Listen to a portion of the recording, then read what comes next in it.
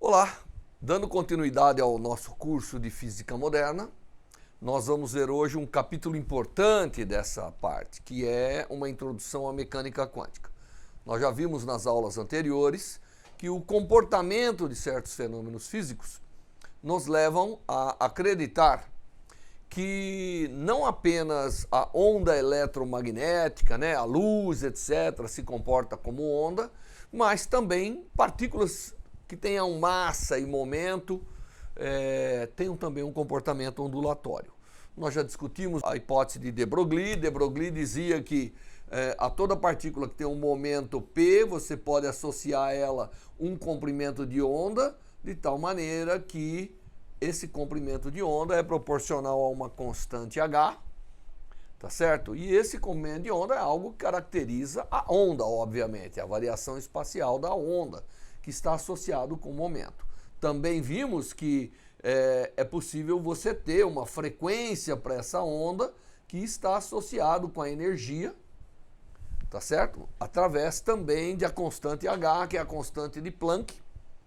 E nós vimos que com isso era possível formular uma teoria ondulatória para a mecânica. E as consequências desta teoria ondulatória é que a energia é quantizada. Dado um sistema físico que é confinado, um sistema que tenha que ficar mantido por um potencial, esse sistema tem energia quantizada. Tomamos como exemplo o átomo de hidrogênio. E aí no átomo de hidrogênio as evidências são ainda maiores, porque as energias são discretas. Se você pega um elétron preso ao núcleo, observa, dando descarga elétrica ou excitando de alguma maneira através de colisões com outras coisas, você observa as chamadas linhas espectrais. E nós observamos que essas linhas espectrais mostravam claramente que havia coisas discretas no interior do átomo, e isso dá origem ao chamado átomo de Bohr. Então o Bohr fez um modelo, O Bohr fez um modelo para o átomo e ele dizia, nesse modelo, que as trajetórias que o elétron tinha ao redor do núcleo eram algumas apenas permitidas, e aquelas que eram permitidas, elas obedeciam uma regra interessante, que era que o momento angular daquela órbita era um número inteiro dessa constante, H, constante de Planck. Constante essa que nasceu quando investigamos a radiação do corpo negro. Muito bem, aí nós investigamos, vimos que tudo fazia muito sentido, analisamos como é uma partícula livre andando, Ela é associada a uma onda que tem, como ela tem um momento e uma energia, ela ficou associada a uma onda que tem um comprimento de onda e uma frequência. E associamos com isso uma onda plana, e aí então nos deparamos com o fato de que se a partícula estiver mais localizada, porque uma onda plana ocupa o espaço todo, E se ela estiver mais localizada, então essa onda, vamos dizer, suposta, que representa a partícula, tem que também estar localizada, e isso deu origem ao princípio da incerteza de Heisenberg, mostrando que para você poder localizar a partícula espacialmente, se ela é representada por uma onda com frequência e com meio de onda determinado, é necessário somar algumas ondas, variando um pouco a frequência e o comprimento de onda, o que faz com que, se isso aqui variar um pouco, isso aqui variar um pouco, isso aqui também varia um pouco. Tá certo? Isso dá origem ao princípio de incerteza de Heisenberg, dizendo que se uma partícula se localiza, a sua natureza ondulatória exige que o seu momento se delocalize, que você desconheça um pouco o valor preciso do momento. Bom, tudo isso nós fizemos e aí chegamos a uma generalização das condições de quantização. O fato de que você tem onda, a onda em certas condições de contorno, tem que obedecer. Não é qualquer onda que cabe em qualquer lugar. Isso é o que muda agora na mecânica ondulatória. Como a partícula tem uma natureza ondulatória, ela tem que obedecer certas regras, porque a onda tem que existir ali. Se é uma onda, o elétron ao redor do núcleo é uma onda, ele, quando fechar essa órbita, não pode ter interferência destrutiva, né, consigo mesmo. Então, é necessário que o perímetro da órbita seja um número inteiro de lambda, para que sempre ele exista numa situação estacionária. Isso é o que muda agora. Mas como o comprimento de onda, a frequência estão associados com a energia, isso leva, obviamente, a uma discretização da energia, né? Que a gente fala que a energia agora é quantizada. E quando nós pegamos um sistema que tem um movimento periódico, né? Se a gente olhar no espaço de fase, nós estamos tratando com mecânica, e se a gente vê um sistema que faz uma trajetória no espaço de momento-posição, por exemplo, e faz uma trajetória fechada, então Wilson e Sommerfeld propuseram uma forma interessante de quantizar, dizendo que o momento nessa, né, quando você pegar aqui no espaço de fase, a área desse espaço de fase, isso obviamente tem que ser um número inteiro de H. Tá certo? Isso tem que ser um número inteiro de H. Essa condição aqui é a condição de quantização de Wilson-Sommerfeld, e se você quantizar dessa maneira, você isso permite que a gente determine os momentos possíveis. Na verdade, quando nós fizemos a dedução de Wilson-Sommerfeld, né, essa condição de Wilson-Sommerfeld, nós trabalhamos com Q e P para generalizar, porque na verdade pode ser um momento e sua coordenada e seu momento conjugado, então pode ser qualquer coisa. Bom, nós vimos essas condições de quantização, isso permite calcular para alguns sistemas a energia, né? A energia, quais são as energias possíveis. Mas isso ainda não generaliza, então começa a aparecer alguns problemas. Um dos problemas que aparece é que quando a gente olha a condição de quantização de Wilson-Sommerfeld, ela não é tão geral assim, né? Ela só serve para sistemas periódicos, né? E isso nos deixa preocupados, porque nem todo sistema obedece essa regra. Nós temos muitos sistemas físicos, e se a natureza ondulatória é para a mecânica geral, ela deve ser para qualquer situação. A outra coisa que nos incomoda é que quando a gente olha as linhas espectrais do modelo de Bohr, essas linhas, quando você vê, elas têm, na verdade, intensidades diferentes. Elas não são da mesma intensidade, algumas são mais fortes que outras. E o modelo de Bohr, ele não nos oferece a oportunidade de entender isso, não é? Ele só oferece a oportunidade de quantizar a energia, mostrar que a energia que prende o elétron, o sistema elétron-núcleo, tem valores discretos de energia. Muito bem, então as linhas espectrais. E depois, nós temos situações muito pouco formais, nós temos que, de alguma maneira, generalizar esse comportamento ondulatório da matéria. É preciso uma equação mestra. Já que a matéria é descrita por uma onda, então é necessário que a gente, de alguma maneira, consiga uma equação para fazer essa onda. Eu gosto de fazer uma analogia, né?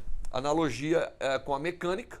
Se a gente lembra a mecânica clássica, a mecânica de Newton, lá nós descrevemos um sistema, nós descrevemos em geral utilizando energia e momento, e o grande objetivo é determinar quem é a trajetória da partícula. Esse é o grande objetivo nosso, dado um potencial físico qualquer, né? Se você tem um potencial que impõe certas condições externas na partícula, nós temos que determinar uma trajetória. E para isso nós temos a equação de Newton. Agora a gente vem do outro lado, onde na verdade nós temos frequência, comprimento de onda, ainda tem um potencial que prende a partícula, que é a parte externa, que exerce uma força sobre a partícula, mas agora isso aqui não é mais descrito pela trajetória, tem que ser descrito por uma função de onda, como nós vimos, né? Uma função de onda que depende, na verdade, da posição e do tempo. E nós queremos fazer essa conexão, essa analogia agora, tá certo? Então aqui nós temos as equações da mecânica clássica. E aqui, qual é a equação? Nós vimos algumas condições bastante empíricas que nos permite ter informação sobre isso, mas não ainda determinamos. Claro que tem uma questão mestre aqui, uma questão chave. Que tipo de onda é esta, né? E a interpretação dessa onda é uma coisa interessante também, que nós vamos fazer. Na verdade, talvez eu comece dizendo para vocês qual é essa onda, como é essa onda, né? Porque se eu tenho um sistema físico existente no espaço, e aqui existe uma onda, né? Existe aqui uma onda que obviamente oscila, que é minha onda psi de x e t, né? Eu peguei um instante de tempo, aqui é x. Então essa onda representa as grandezas físicas envolvidas no problema, ela tem que me dar a energia do problema, e ela também tem uma interpretação física nela, né? E é isso que a gente pode começar a ver, essas características envolvidas na função de onda. Muito bem. Essa é uma introdução, porque agora nós temos que começar a trabalhar para tentar elaborar, de fato, a equação mestre da mecânica quântica, que é a equação que foi obtida por um austríaco, né? Edwin Schrödinger. Ele, em 1926, conseguiu chegar a uma equação que aparentemente envolvia tudo e explicava relativamente bem os fenômenos mecânicos envolvendo a característica quântica, envolvendo essa natureza ondulatória da matéria. Muito bem, vamos começar dizendo quais são as características, né, dessa tal de função de onda que nós estamos procurando para representar o meu sistema físico. Primeiro, a primeira interpretação que foi dada é que o módulo quadrado dela representa a densidade de probabilidade. Probabilidade do quê, né? É a probabilidade de que a partícula, de fato, seja detectada, seja encontrada naquela posição, naquele instante de tempo. Então, a interpretação foi dada por Max Bohr, e, obviamente, como essa interpretação ela tem seus fundamentos, né? Nós vamos, ao longo das aulas aqui de introdução à mecânica quântica, mostrar por que faz sentido essa interpretação para essa onda. Então, dado que eu tenho uma onda no espaço, o módulo dela ao quadrado, que é uma grandeza positiva definida, e que varia de 0 até um valor, representa a densidade e probabilidade. Significa a probabilidade por unidade de volume no espaço, se for tridimensional, por comprimento, se for unidimensional, por área, se for bidimensional, tá certo? Então, ela tem como unidade o inverso do espaço, tá certo? Se é tridimensional, é o inverso de volume. Se é bidimensional, o inverso de área. Se é unidimensional, o inverso de comprimento. Essa é a unidade para essa função de onda que nós estamos lidando aqui nessa nossa introdução. Sendo uma densidade de probabilidade, obviamente, ela tem que ser integrável. Então, a integral dessa quantidade em todo o espaço, não é? Tem que ser finita. Então, ela tem que ter integral finita, e isso permite normalizar, porque se essa integral é uma grandeza, eu divido, então normalizo a 1. Então, normalmente eu faço a normalização. O fato dela ser integrável, tudo isso, permite uma normalização, né, de tal maneira que isso aqui fique igual a 1, para que a interpretação probabilística seja de fato algo interessante, né, e de acordo com as regras que a gente sabe da probabilidade, porque a probabilidade total de se ter alguma coisa no sistema tem que ser unidade, não é? Então, para que isso aqui seja a densidade, significa que isso aqui é a fração da probabilidade de encontrar a partícula, né? Seria o P, né, de encontrar a partícula numa determinada situação de R, e R mais um ΔR aqui, que representa um volume lá no espaço real. Muito bem. Então, para isso, ela tem que também ter mais algumas características. Né? Para ter essa interpretação, né, as características da função de onda, ela tem mais alguma coisa. Essa função, ela tem que ser contínua. Ela não pode ter descontinuidades. Tá, então, a continuidade dessa função, ela é um aspecto importante, porque ela garante, de alguma maneira, né, o fato dela ser contínua, faz com que a probabilidade não tenha pulos, né, em determinadas situações do espaço. Eu não posso ter pulos. A partícula tem aqui uma probabilidade de se encontrar até aqui, de repente, e por nada ela muda repentinamente. Então isso não acontece. Então essa função é contínua. Essa função de onda que nós estamos procurando, ela é contínua. E a sua derivada, ela também é contínua, a menos que haja algum tipo de descontinuidade no potencial, a menos que haja variações infinitas do potencial.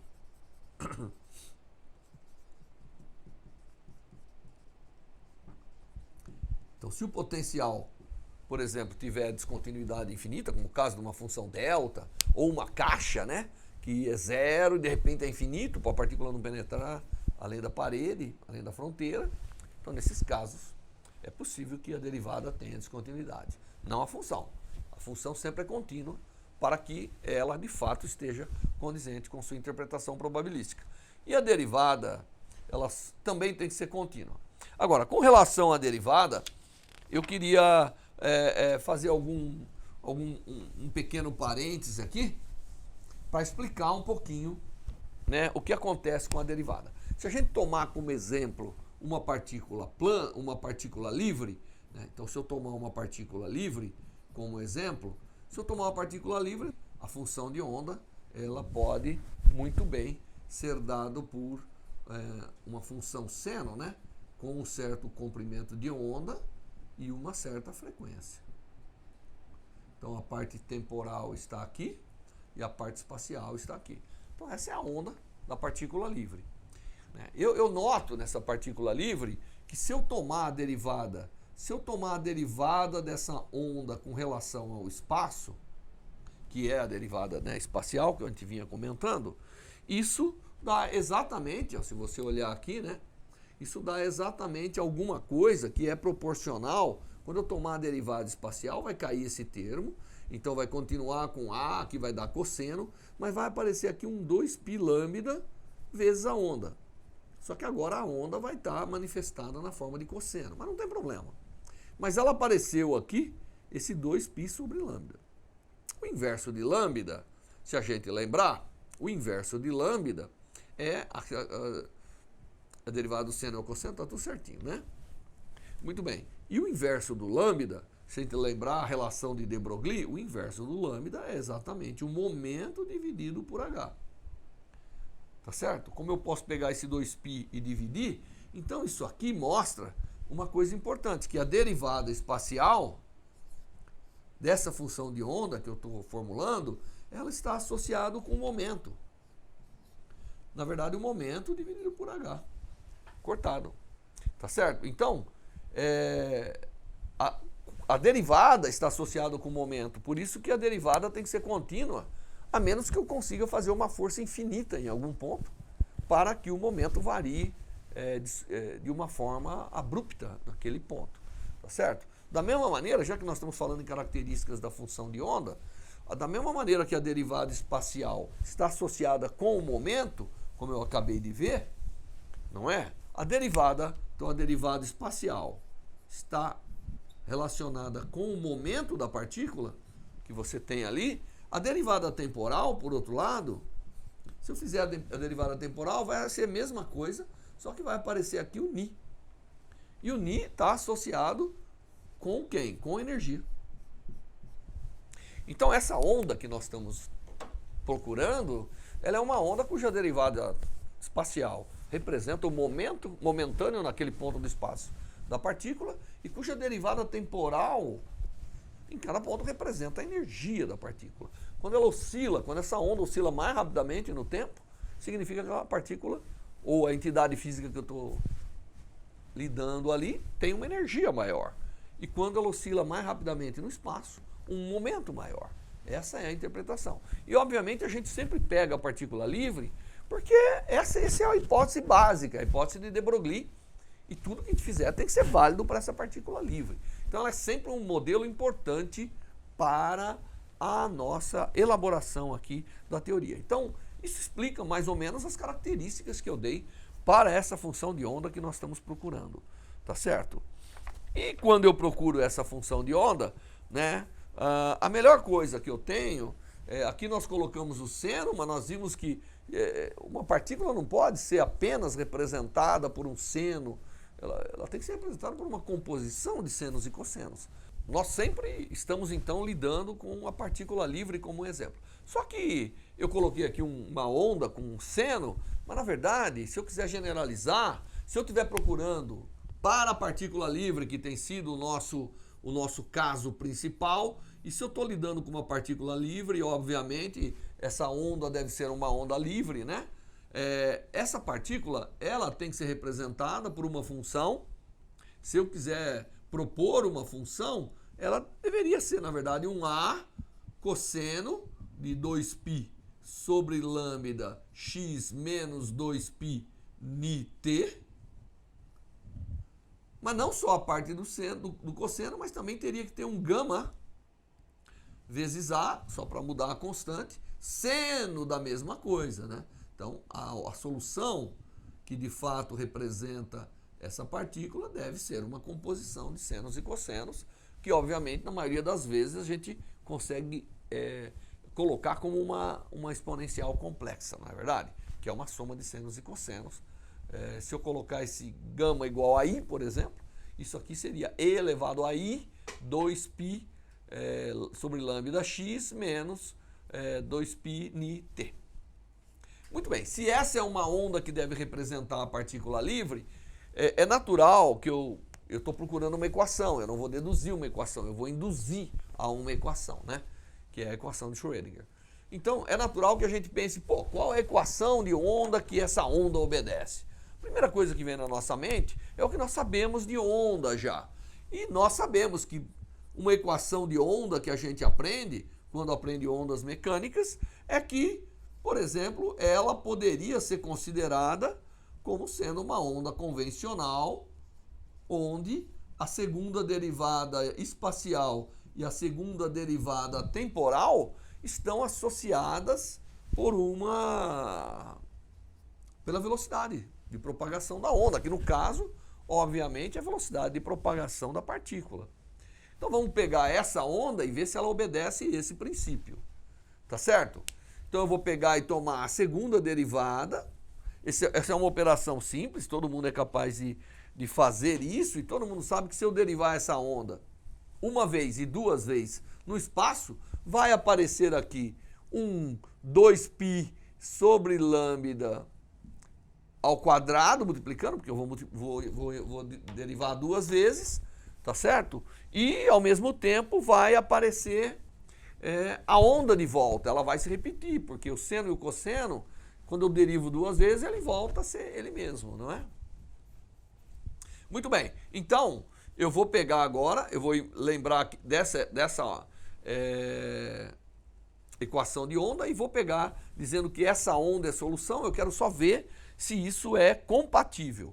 Então eu vou pegar essa onda, a primeira coisa que eu vou fazer é tomar a segunda derivada dessa função com relação a essa onda. Então, vamos criar um pouco de espaço aqui no nosso ambiente. Nós estamos testando aqui, nós pegamos uma função de onda e estamos testando para verificar se ela obedeceria uma equação de onda desse tipo, que é a segunda derivada temporal e a segunda derivada espacial conectada pela velocidade, e nós propusemos como onda aqui, né, uma onda A cosseno daquele argumento todo, mais um gama A vezes o seno desse argumento todo, e esse argumento todo, ele é exatamente 2π sobre lambda x, não é? Menos 2π ni t. Esse é o argumento. Então eu tenho essa onda, tenho isso, e aí eu posso fazer aqui facilmente a segunda derivada dessa onda com relação à posição, e vocês façam em casa para comprovar. Toma outra vez a derivada para ver que isso aqui é exatamente p² sobre h cortado ao quadrado vezes a própria onda. Essa é a derivada espacial da onda, né? Se eu tomar duas vezes essa derivada. E se eu tomar duas vezes a derivada dessa onda com relação ao tempo, né, é a mesma coisa. Eu vou obter menos a energia ao quadrado, porque vai aparecer o ni quadrado, né? E aqui eu já substituí o lambda pelo P, e aqui o ni pela energia. Sobre h cortado ao quadrado, vezes a função de onda, repetindo a função de onda. Se eu colocar isso agora nessa expressão aqui, tá certo? Isso, aliás, isso está consistente com as características da onda que nós havíamos discutido anteriormente, tá certo? De que a derivada espacial está associada com o momento e que a derivada temporal está associada com a energia. Só que aqui já dá evidência de que tem um probleminha associado aqui. Porque aqui tem a derivada espacial que está associada com o momento ao quadrado. E aqui tem a derivada temporal que está associada com a energia ao quadrado. Não é? Então eu tenho que colocar aqui de volta para ver se isso aqui faz sentido. Então, colocando aqui, eu tenho menos p² sobre h cortado ao quadrado vezes psi, menos 1 sobre v² e² sobre h cortado ao quadrado vezes psi, igual a zero. Obviamente, para isso ser verdade sempre, esses dois termos têm que, de alguma maneira, ser igual. Aqui é mais, né? Porque é menos, aí vem o mais aqui. Então, a gente obtém, cortando os h's também, quadrado, a gente obtém que e² é igual a p² v². Tá certo? E tirando a raiz quadrada aqui, a gente encontra que e, para essa equação de onda, é compatível com PV, o que não é verdade, né? Na verdade, faltou um 2 aqui, né? Porque eu sei que a energia de uma partícula animada de momento P é p² sobre 2m. Foi assim que eu comecei com essa onda plana, tá certo? Então aqui faltou um 2 que essa onda não me dá. E, portanto, essa equação de onda não está de acordo com a relação energia-momento. Ela não está de acordo. Se eu aplicar essa onda para uma partícula livre, eu estou obtendo, tá certo? Eu estou obtendo que a energia é exatamente mv², se eu aplicar isso. Uma partícula que tem momento, velocidade v, massa m, eu sei que deveria ter meio de mv². Ou seja, a relação entre a energia e o momento, convertendo mv para momento, é p² sobre 2m, não p² sobre m, como eu obtive. Então, essa equação, ela realmente não pode representar essa onda, porque ela está inconsistente com essa relação de energia. A relação de energia-momento tem que ser válida sempre, eu não posso violá-la. Estou montando, estou colocando uma onda para representar uma partícula que eu já comecei dizendo que ela tinha um momento e uma energia. Eu não posso obter algo que não seja uma verdade com relação ao relacionamento dessa energia com esse momento. Então, essa equação de onda tradicional nossa não satisfaz esse requisito, não satisfaz aquilo que a gente precisa. É necessário que a gente tenha, na verdade, algo que de fato satisfaça essa relação. Bom, se nós estamos procurando algo que satisfaça essa relação, o melhor é começar com essa relação. Então vamos apagar tudo isso e vamos dizer que a equação de onda que nós estamos procurando tem que ter embutido nela, se tratar de partícula livre, o fato de que a energia é p² sobre 2m. Mas nós vimos anteriormente que a energia está associada com a primeira derivada temporal dessa função de onda, que é a energia. Então eu tenho que procurar uma equação onde a primeira derivada temporal está associada com o momento ao quadrado, que, como nós vimos, é a segunda derivada espacial dessa função. Então eu estou procurando uma equação que, de alguma maneira, me permita ter isso aqui. E, além do mais, se eu quiser generalizar a coisa, né, a energia, normalmente, energia é igual a P quadrado sobre 2m mais um potencial externo que exista, tendo ou não dependência temporal. Estou simplificando para que não tenha. Então, do lado de cá tem que ter derivada temporal, primeira, porque isso vai me dar a energia dessa onda. E do lado de cá tem que ter a derivada segunda e, quem sabe, uma outra função que representa aqui o potencial. Então, eu tenho que propor uma equação que esteja, senão não vai dar certo a formulação de uma equação geral para obter essa onda mecânica.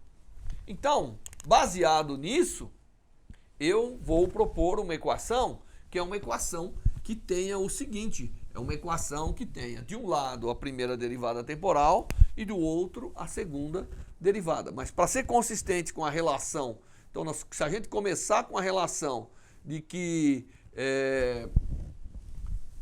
a parte cinética da energia, P quadrado sobre 2m, mais a parte potencial é a energia total, então o condizente com isso é propor uma equação que seja do tipo alfa, não sei quem que é o alfa, mas eu sei que alfa vezes a segunda derivada dessa função deve representar esse termo, mais um termo aqui, na verdade, v de x, o potencial às vezes pode depender do tempo, né? Então eu vou carregar isso aqui, tá certo? Então que dependa da posição e do tempo vezes a própria psi, e isso tem que ser igual a um beta vezes a derivada dessa onda com relação ao tempo. Então essa é a onda a equação que eu devo estar procurando, ela deve ter essa forma, porque se ela tiver essa forma, ela vai de alguma maneira preservar para mim essa relação. E obviamente, para não ser tão geral, eu vou de novo chamar a partícula livre, porque a partícula livre, ela me ajuda muito, porque é a hipótese de Broglie, é uma determinada frequência, um determinado momento, né? Uma determinada frequência, com uma determinada energia, um determinado momento, com um determinado comprimento de onda. Muito bem, então essa partícula livre, cuja solução eu já havia escrito lá atrás, deve ser uma onda que é um A vezes o cosseno de 2π sobre lambda x menos 2π ni vezes t, mais um gama vezes A vezes o seno disso tudo, tá certo? Essa que é a minha proposta para a partícula livre, agora tem que ser consistente com essa equação. Então, se eu substituir nessa equação essa solução que eu já admito que deve representar relativamente bem a partícula livre, e partícula livre para nós é fazer o potencial zero, né? É livre, nada tem de externo sobre ela. Então, se eu fizer essa parte zero, eu não comprometo muita coisa, mas eu vou tentar ver um relacionamento entre alfa e beta. Então, agora eu vou pegar essa equação, que eu já havia feito as derivadas anteriormente, para mostrar que não obedecia à equação de onda normal, e vou substituir aqui dentro. Então, como eu já fiz as derivadas, se eu fizer a substituição, eu, obviamente, vou obter aqui uma equação que envolve senos e cossenos. Todo mundo sabe que o lado do seno tem que ser igual ao lado do seno nos dois membros da equação, e mesma coisa com o cosseno, porque elas são funções ortogonais, né? Então, tudo que é coeficiente do cosseno de um lado é igual a tudo que é coeficiente do cosseno do outro. Tudo que é coeficiente do seno de um lado é seno do outro. E se eu fizer isso, então eu obtenho uma relação entre essas constantes.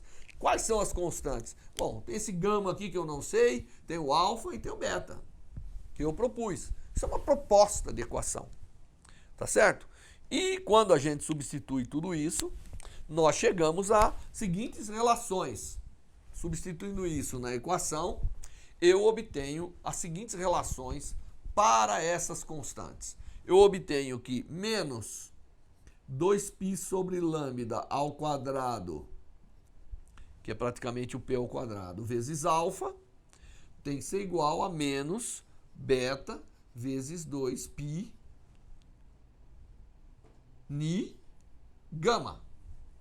E uma outra equação que eu obtenho é que menos 2π sobre lambda ao quadrado alfa também tem que ser igual a beta vezes 2π ni sobre gama. É interessante. Uma hora multiplica. Claro que isso é igual a isso, portanto isso tem que ser igual a isso. Não é? Então se eu pegar agora e eu fizer esse termo igual àquele, então eu pego esse beta, 2π ni gama, igualo a esse, você vê que esse termo cancela, e eu, igualando esses dois, eu tiro a relação de que gama ao quadrado tem que ser menos 1. Agora, gama ao quadrado igual a menos 1 só tem uma possibilidade, gama igual a mais ou menos i. Então já tenho quem é meu gama lá da minha composição, que representa a minha função de onda. E com esse gama, eu substituo aqui, ele pode ser mais ou menos i. Então, se esse gama pode ser mais ou menos i, eu tenho que, por exemplo, essa primeira equação diz que menos 2π sobre lambda alfa no lugar do gama vai aparecer mais ou menos i. Então, isso aqui seria menos mais i, tá certo? 2π ni beta. Tá certo? E, obviamente, mesma coisa do lado de cá, porque é a mesma equação. Então, só preciso manter uma. Mas eu não posso esquecer que eu estou lidando com uma partícula livre. Eu peguei como exemplo a partícula livre, a função de onda da partícula livre, e para essa, né, eu sei que a energia tem que ser igual a p quadrado sobre 2m. E esse aqui está relacionado com p quadrado, não está? Tá certo? Então, se eu lembrar a relação de de Broglie, eu vejo que isso aqui está relacionado com a energia, então vou converter, lembrando, agora eu vou lembrar nessa equação, eu vou lembrar que lambda é igual a H sobre P, e vou lembrar que ni é igual a E sobre H. Se eu lembrar esses dois fatores aqui, essa equação se transforma numa outra equaçãozinha, né? Ela se transforma numa equação que relaciona, de fato, P e E através das constantes alfa e beta. Então, eu vou fazer isso. Se eu fizer isso aqui, eu tenho que a relação é menos alfa P quadrado sobre H cortado ao quadrado é igual a mais ou menos I E sobre H cortado beta. E como eu quero, né, que E seja igual a P quadrado sobre 2m, porque afinal é a relação energia-momento para a partícula livre. Eu vou escolher alfa e beta de tal maneira que essa equação se converta automaticamente nessa relação.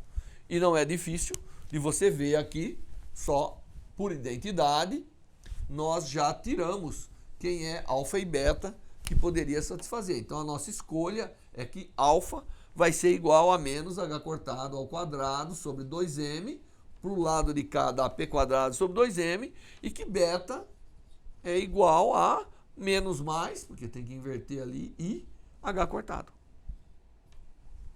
Então, se eu escolher alfa e beta dessa maneira, eu gero uma equação cuja onda está de acordo com a onda da partícula livre e que a relação que eu obtenho entre energia e momento é a mesma. Então, obtido isso, eu venho e digo, bom, a equação que eu devo ter para essa onda que eu estou procurando, que está de acordo com tudo isso que a gente falou até agora, é que menos h cortado ao quadrado sobre 2m, que é o alfa, tá certo? Vezes a segunda derivada dessa função com relação à posição, mais o potencial vezes a função tem que ser igual a IH cortado d dt da função. Essa é a equação que eu obtive olhando e exigindo, induzindo que eu estou tratando, eu peguei o caso de partícula livre, assim por diante. E essa é a equação que nós obtivemos. E essa equação é a equação que Schrödinger obteve. E essa é chamada equação de Schrödinger. E é uma equação de Schrödinger que depende do tempo. Tá certo? Ela é uma equação de Schrödinger. Essa é a equação que supostamente, dado um potencial, dado uma partícula de massa m que está nesse potencial, a onda que representa essa partícula, que tem todas as propriedades físicas desse sistema, tem que ser dado por essa equação.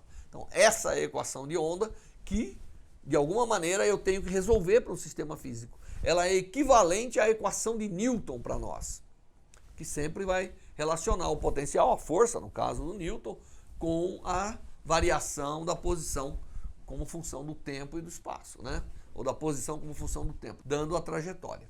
Muito bem, então essa equação é a equação fundamental. Eu tenho que fazer alguns testes mais com ela, mas ela é uma equação extremamente interessante, porque ela me dá, de alguma maneira, uma base matemática para que eu leve adiante todos os problemas que eu tenho resolvido. Nem sempre o potencial depende do tempo. Às vezes o potencial ele é independente do tempo.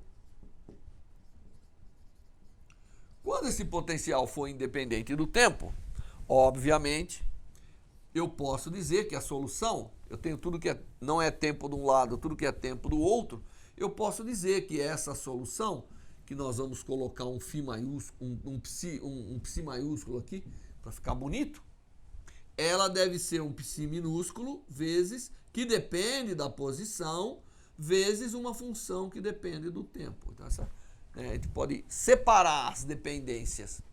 E se eu substituir isso aqui, obviamente, a derivada espacial só vai agir nessa e a derivada temporal só vai agir nessa. Então, vamos fazer isso, né? Se a gente fizer isso, nós vamos obter para o tempo e para o espaço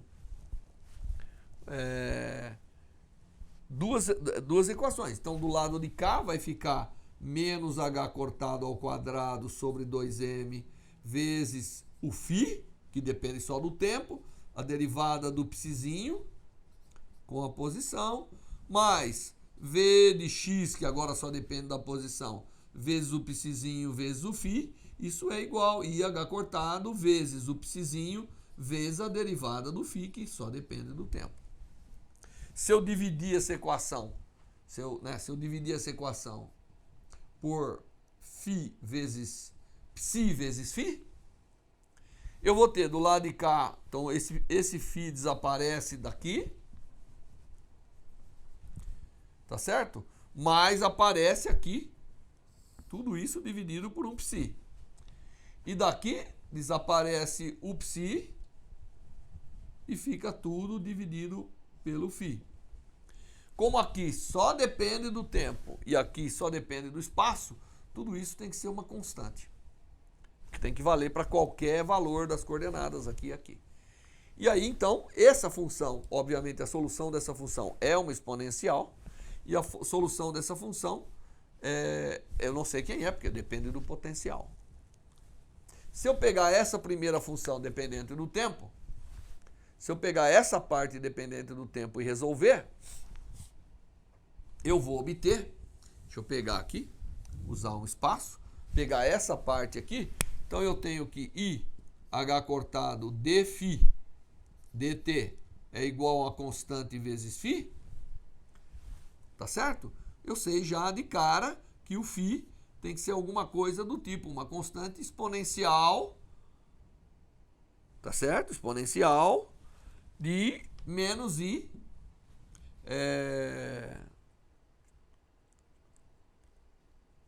C, essa constante, sobre h cortado, t. Essa é a dependência, que é uma dependência oscilatória. E como eu vou lembrar vocês que a derivada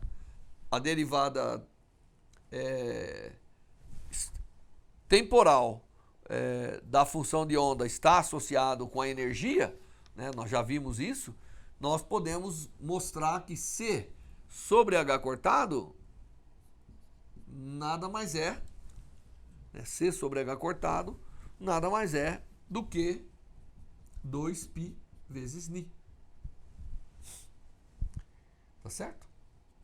E 2π vezes Ni é aquela dependência temporal da função de onda. Então, para a parte temporal, né, então isso aqui agora fica igual a C, a mesma constante, e eu provo que C, essa constante, nada mais é do que a energia. Porque C sobre H tem que ser 2π Ni, mas Ni é E sobre H. Tá? Então, daqui sai que C, essa constante C, é a energia. Portanto, aqui é a energia. E agora eu tenho uma equação para a parte espacial, tá certo? Que só relaciona a energia com as grandezas. Então, reescrevendo essa parte, embora essa aqui seja a equação de Schrödinger completa, na verdade, se o potencial for independente do tempo,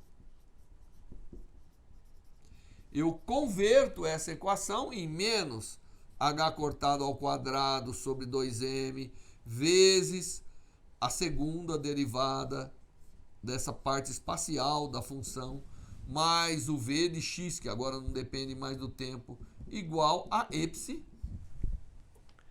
Tá certo? Lembrando que a dependência temporal dessa função vai ser algo do tipo e elevado a menos i e sobre h cortado t. Essa sempre vai ser a dependência temporal. Essa equação aqui que eu formei agora é a chamada equação de Schrödinger independente do tempo, que é a maioria dos casos físicos que nós vamos lidar. Então, veja, nós formulamos um conjunto de equação, essa é a equação completa. Quando o caso do potencial independente do tempo, eu tenho essa equação, que é a equação de Schrödinger independente do tempo, mas resta aqui, né, a dependência temporal sempre como uma oscilação regular no tempo. Tá certo? Se o potencial independe do tempo, toda dependência temporal, que tem que existir uma energia, então a onda tem que variar no tempo. Mas a dependência é igual a uma onda plana sempre, é uma exponencial complexa, portanto é seno e cosseno, né? Dessa grandeza. Bom, então, nessa aula, nós somos capazes de fazer uma coisa muito interessante. Então, nós somos capazes de obter uma equação básica para essa onda. Então, só resumindo, dado um sistema físico que é representado por um potencial, né, a onda que vai se acomodar nesse potencial, se for uma partícula de massa m, vai ter que obedecer à equação de onda de Schrödinger, independente do tempo. Aqui nós pegamos toda a coordenada como sendo um modelo unidimensional, para simplificar, mas obviamente isso pode ser generalizado. E essa onda terá sempre uma dependência temporal que vai ser dado pela sua energia dessa forma. Tá certo? E existem as condições de contorno. Então essa equação aqui que nós obtivemos, ela é interessante porque ela está consistente com o fato de que a energia, né, P² sobre 2m mais o potencial é a energia da partícula em cada ponto. Tá certo? Então essa equação está de acordo com isso e ela é a nossa equação de onda. Obviamente eu posso verificar para todos os casos se ela obedece. Claro que nós partimos da partícula livre, então ela obedece à partícula livre, porque ela foi formulada a partir disso. Mas é interessante que, dado que você tem um potencial, essa equação vai apresentar soluções apenas, nós teremos soluções dessa equação apenas para determinados valores da energia. Só determinados valores da energia é que permitirão obter um conjunto de soluções. Em geral, esse conjunto de soluções a gente representa dessa forma. E vai ser um conjunto que vai depender de determinados números. E esse conjunto de soluções são os estados possíveis da partícula nesse potencial, que é o sistema físico, que é o que distingue o sistema físico que nós estamos lidando. Então, a partir de agora, eu tenho que considerar vários sistemas físicos com vários potenciais e aplicar a equação de onda e ver se tudo isso faz sentido. E isso tudo, essas aplicações e mais um fortalecimento das características da função de onda e tudo isso, nós vamos discutir a partir da próxima aula. Até lá!